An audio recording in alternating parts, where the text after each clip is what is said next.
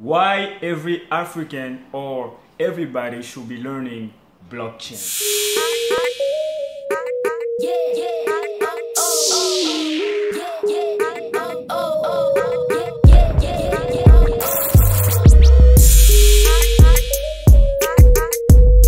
Welcome to the show, Everything Blockchain. Is your host Miaka Sisa here. I have a great guest to discuss why everybody should be learning blockchain. His name is Nabil and he is a blockchain expert from a Canadian leading blockchain company with a lot of expansion going on in Africa. So without further ado, let's go.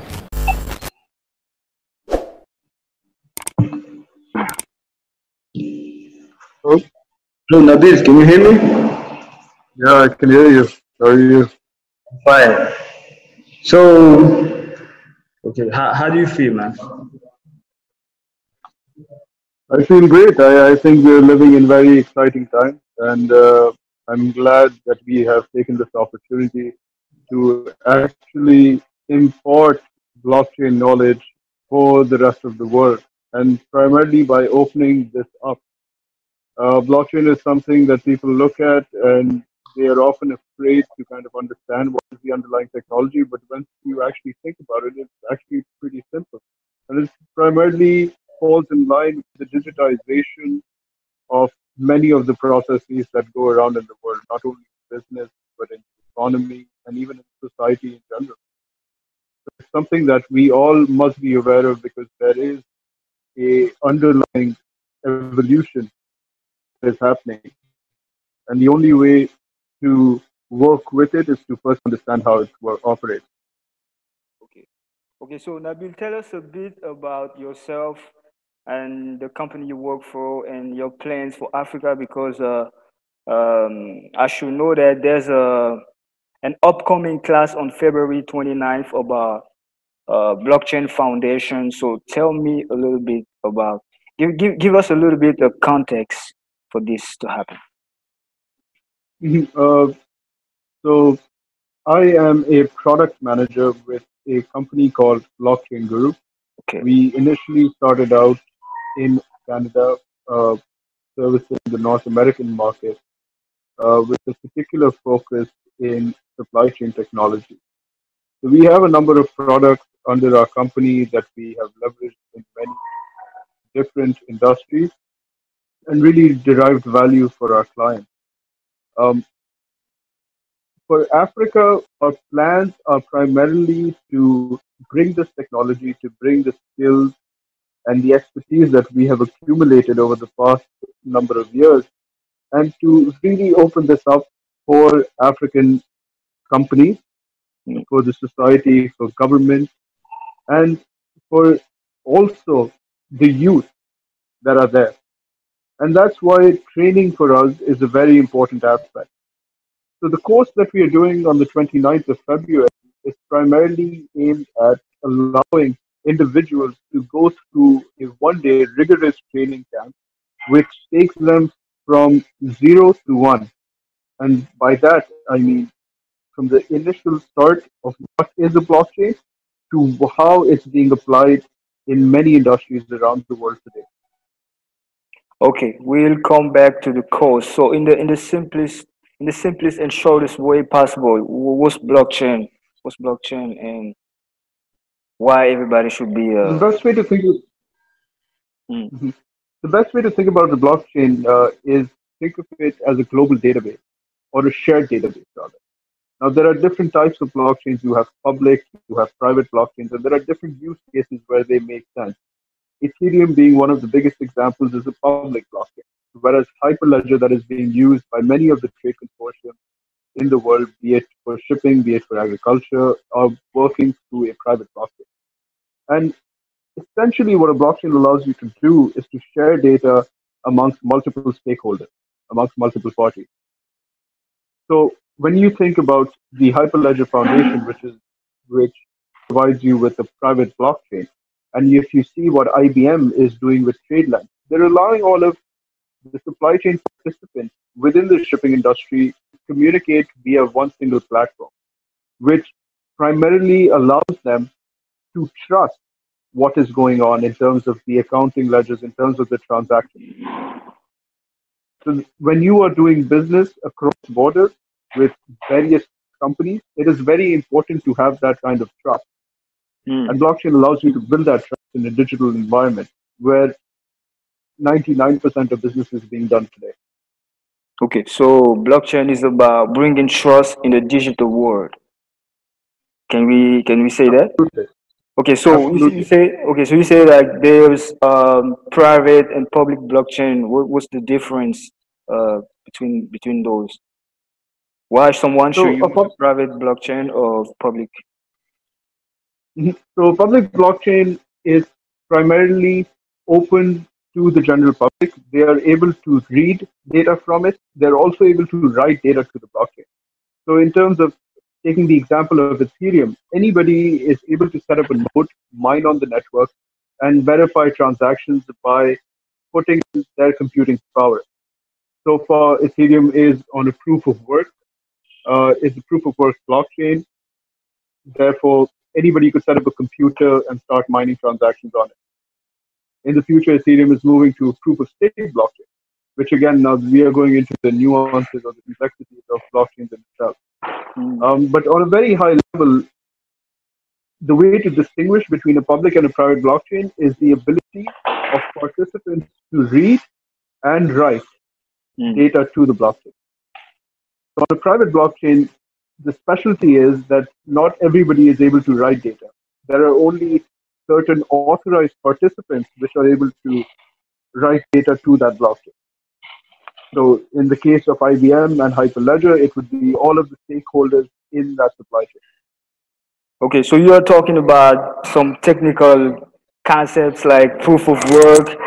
Is it hard to get into the blockchain, to learn blockchain? Like what is like to go learn blockchain? Is it very hard? Is it for techie only persons or? No, I strongly believe that blockchain um, is something that many people hear about, and it it's not really something I guess very difficult to understand. It's but I believe the best way to understand something is to really see how it's being used in the world today. So Okay, if you by take use those cases. examples such as exactly, so if you look at the use cases first, so it's happening in banking, it's happening in healthcare, it's happening in supply chain. There are many various use cases in the world which are live. These are not just proof of concept anymore. These are products and services that are live being used by multi-billion-dollar companies around the world. And if you look at those use cases, you see the value. And after seeing that value, then you go back to the basics in terms of its technical aspect of it. So it becomes very easy to really understand how to leverage blockchains for your particular use. And when And it comes to the technical side of it, there are a lot of nuances, there are a lot of complexities associated with it. But it is only a matter of time. The more hours you put in to understand it, the better you will. Just like with any other technology or any other educational stream. okay, so in the context of African countries, African governments, um, what do you think blockchain can bring to develop Africa in the context? Like we have governments that are not always democratic, and you see, because I heard also that blockchain will eliminate fraud, and fraud is something that's really present in African, even in governments. Like uh, how do you show the value of blockchain to be adopted in that context? And in general, what do you think blockchain can bring to develop Africa right now in the context right now? Yeah, I would look at this question from two angles. The first would be how does blockchain uh, affect or impact the life of citizens, and how does blockchain impact the role of government in terms of its transparency? So, for the citizens, specifically, there are many use cases, and we can start with digital identity. But digital identity is somewhere in the middle, which affects both the government and the citizen. But what it primarily allows people to do is to have a digital form of ID, which allows them access to various government services through a digital medium, or even through a physical medium. And if you look at the statistics today, billions of people in Africa are without ID. So nobody can verify them. They cannot access services. They cannot access government grants, government subsidies, anything of that sort. They're locked out of it because the government doesn't really know who they are. So digital ID is one of the biggest concerns in Africa, and that is what we are starting off with, based on our work with another Central African government at this point. On the government side of things, in terms of the internal operations of the government, we see blockchain to bring about a lot of transparency in terms of document management, in terms of the flow of funds. Think about it this way. If you are able to track exactly where your stakeholders within the government are spending their money, how much of transparency you could bring in. If every tender was issued on a blockchain, which is a public ledger, anybody, any citizen is able to view that. Think about all the corruption that would simply go away by just making public information really public. That is really the value of blockchain. And it's not going to be blockchain alone. There is definitely a need for citizens and for governments to leverage this for their own good. So technology at the end of the day will only be the enabler, but it's really how you use it. So blockchain, to summarize what you just said, blockchain will help in the context of Africa right now. It will help countries to develop identity, which is a serious problem. And then it will also allow transparency in the government operations. And also, I will circle back to my question because governments, the way they operate in Africa themselves, they don't like transparency because they don't like transparency themselves. So how do you sell blockchain to them? Because as I said, technology is only an enabler. You cannot go and implement a tech solution without the approval of the government, without the buy-in of the government. But what we are seeing right now is that Africa in general is going through a period of transition. There are leaders who want to make a difference in their country. There are leaders who want to change how things have been done for the past couple of decades. And without their support, without their willingness, technology cannot really make a difference. So it definitely starts with people, it ends with people. Technology just helps them get there quicker.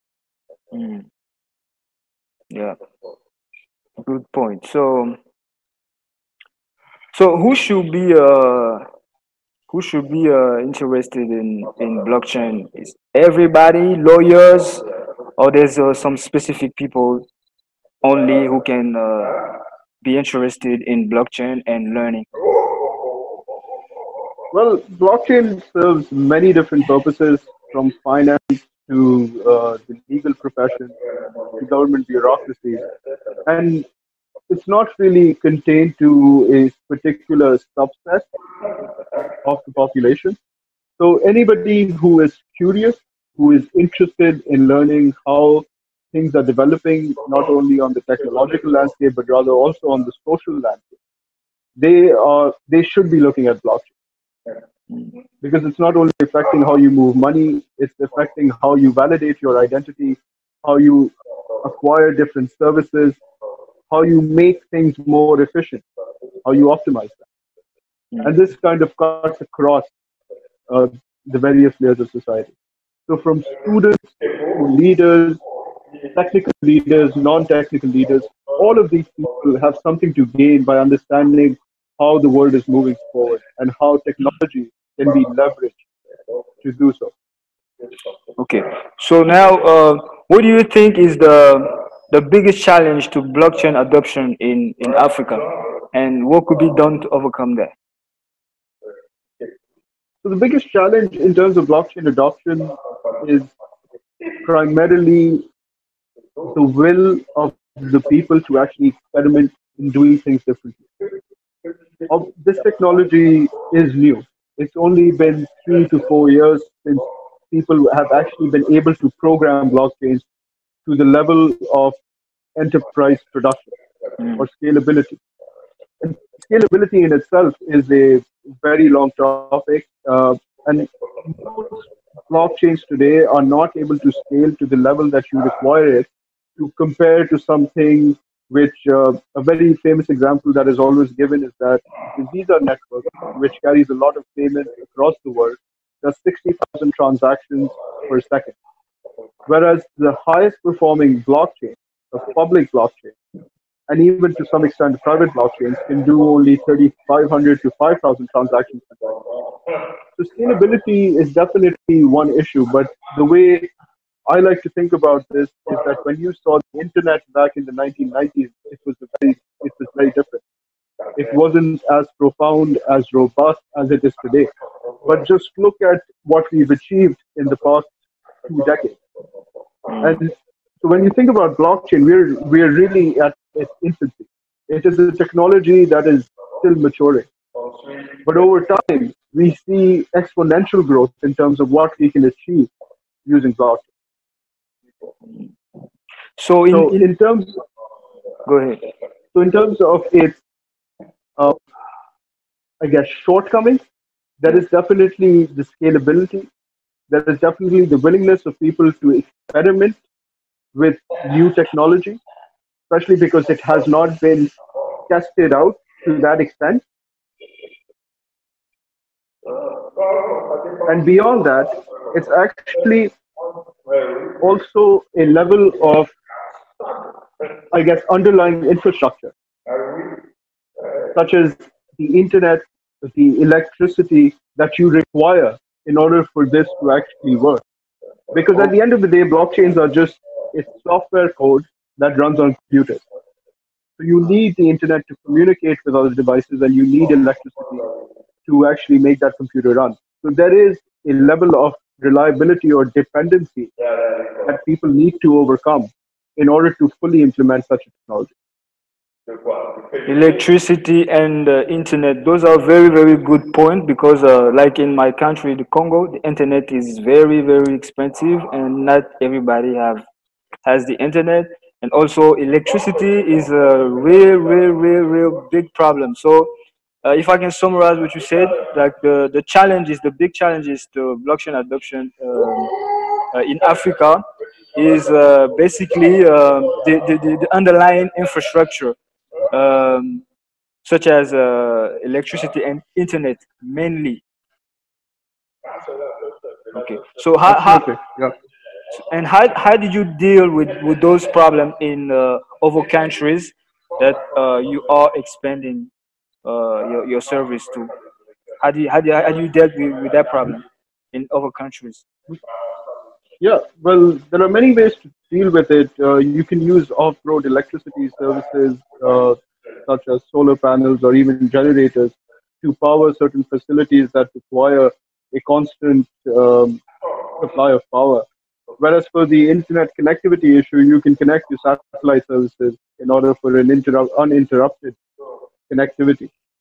So there are many ways to go about this, and it really depends on what kind of use case or what kind of business that you're dealing with, and what is really the requirement and the viability of it at the end of the day. That's awesome. So, and blockchain guru is spreading all across Africa. Can you rapidly share what's being done, how it's being done, and some of the challenges you're facing in those countries, such as the countries you are expanding to? Yeah, so definitely Blockchain Guru is vigorously expanding across Africa. Although it's been only a couple of months since we started out, and we already have a couple of projects that are going on in Central Africa, in Eastern Africa, and we are very bullish We are very eager to expand further. And the way we're doing this is primarily by developing local capacity with partnering with local companies. And that's really the way about to go to do business today. So we are very much hopeful what the future of Africa holds. And it's not only the technology services that we provide, but it's the overall development that is happening in Africa as well that has made this a very fruitful journey for us. Mm, okay. So, and also, you do blockchain, artificial intelligence, Internet of Things, software development, consulting, and training. That targets specifically governments and businesses. What's your mission for them, and basically, why do you think they need your company services? Well, there are only a few companies in the world that have the level of experience and the depth of knowledge that Blockchain Guru provides. Our CEO, John Trask, has been in the business for the past 25 to 30 years. And he comes from a background of cryptography, which is the essence of blockchains in itself. That's how you secure a blockchain. So he's been in the industry for a very long time, and he's one of the very first people who have been able to fully program a blockchain and leverage it for an enterprise use case. The Blockchain Guru is not the only company, for sure, but our approach is very different. We don't try to come and take everything within a local ecosystem, but what we try to do is to upskill the local society to provide a level of self-reliance over time. And that's why training is a very important aspect or a very important vision of our company as well. All right, now there's an upcoming blockchain class on February 29th, 2020. Can you tell us more about that program? Who exactly is this for? What's in it for them? How can people attend the course? Absolutely. So the 29th of February, we are hosting our first virtual training that is an introduction to blockchain technology with a focus on how it's being used in different businesses. The course is intended for literally anyone who has an interest in blockchain, who has heard about blockchain, and especially for those who still think that blockchain is the same as Bitcoin. Those are the people that I'm very eager to bring into this course because the concept of blockchain is much broader than what most people understand. Mm. So we are trying to bring in real use cases with an instructor who has actually applied these technologies in different businesses. So that brings a level of experience, a depth of knowledge that is not to be found in most places. Okay. And to wrap up this short interview, what would be your ultimate message or advice to African IT students, African IT professionals, non-IT Africans, African businesses, African governments regarding why they should learn and or invest into blockchain?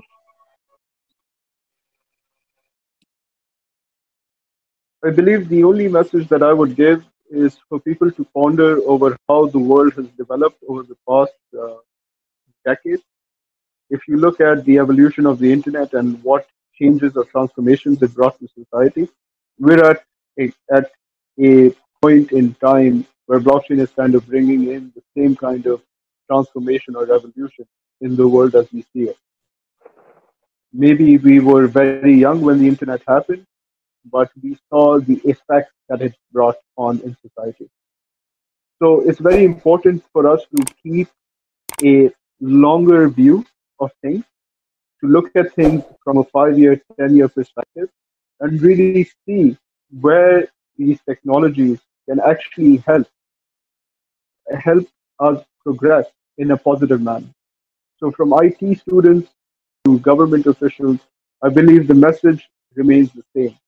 The technologies in itself will never make a difference, but it's really how you use them. It's how you use them, it's what purpose you use them for. So it's always important for us to be cognizant of that fact.